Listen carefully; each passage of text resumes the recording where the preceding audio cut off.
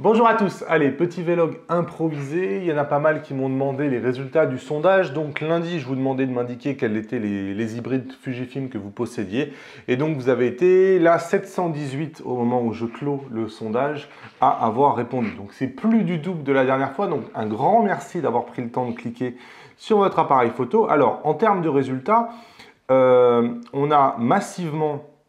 Hop, s'il veut bien venir, massivement du XT2, donc 43% de XT2. Le deuxième, c'est le XT20. On voit qu'on a quand même 26% de XT20. Le troisième, c'est le XT1. Donc on voit que quand même chez Fuji, probablement que la ligne des XT et XT1, XT2 est vraiment majoritaire, hein. Et son petit frère, qui est la version miniaturisée du XT2, est vraiment celle qui marche le mieux. On a le X100 qui marche plutôt pas mal. J'ai été surpris du nombre de X100. On peut s'apercevoir quand même qu'il y en a 68.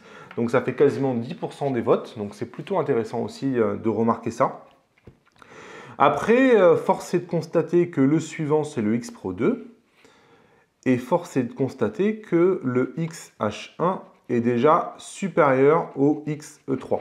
Donc je ne sais pas si vous vous rappelez la dernière fois, je ne sais plus dans quelle vidéo, mais je vous avais dit que j'avais l'impression que le XE3 ne se vendait pas bien.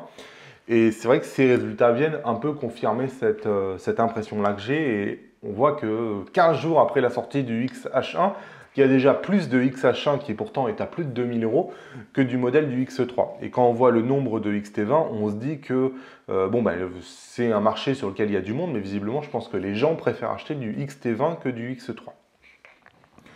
Pour le reste, on a du X Pro 1, on a du XT10, il en reste un peu, X2, X2S. Malheureusement, je me demandais un peu si on allait trouver du GFX et en fait, j'en ai 5. Donc quasiment pas de GFX du coup, le moyen format de chez Fuji sur la chaîne. Donc j'ai de temps en temps des gens qui me disent pourquoi tu fais pas une masterclass, pourquoi tu fais pas de vidéo sur le GFX. Sincèrement, quand on lit ce sondage-là, on se rend bien compte que le GFX reste un marché de niche, hein, de par son prix, et que bon, il n'y a pas grand monde qui l'a, hein. Et je crois que le XA5, j'en ai trouvé, il y en avait un seul. Bref. Donc voilà pour la dichotomie un peu des appareils. Vous avez été aussi très nombreux à me laisser des commentaires juste dessous. Je ne pensais pas que ces champs-là allaient avoir autant de succès. J'ai passé un temps fou à lire vos réponses, donc merci pour ça. Voilà, pour le reste, qu'est-ce que je voulais d'autre? Qu'est-ce que je voulais vous dire d'autre? Donc j'ai continué à utiliser évidemment ce XH1 qui est devenu mon appareil photo principal depuis que je l'ai. Donc je suis globalement emballé par ce XH1. Je trouve toujours que la différence, si vous avez une optique qui est déjà stabilisée, elle n'est pas énorme entre si vous la mettez sur un T2 et sur un XH1. Par contre, je ne sais pas pourquoi, j'ai vraiment l'impression que sur ce XH1, on a un meilleur tracking, on a l'autofocus. Sincèrement, on ne se rend pas compte à quel point le nombre de fois où on est dans des conditions où l'autofocus est un peu difficile et où on bénéficie vraiment de la mise à jour qui a été faite sur ce H1. Donc je ne sais pas si cette mise à jour-là va débarquer un jour sur le XT2, mais sincèrement, c'est vraiment appréciable. De même sur les visages, je trouve que le boulot fait sur la détection des visages par le XH1 est vraiment meilleur que ce qui existait avant avec le XT2. Par contre, là où c'est vrai qu'il faut reconnaître que c'est moins bien sur le XT2, c'est sur le buffer. J'ai été vraiment un peu étonné lorsque je suis allé faire de l'animalier.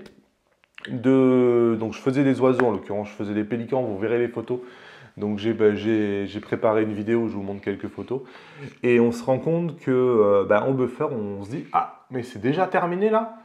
Et j'avais moins cette sensation sur le XT2. Donc j'ai vraiment l'impression qu'il y a quand même une vraie différence en termes de buffer entre le T2 et le H1. J'avais dit lors du test que j'avais pas l'impression que c'était significatif.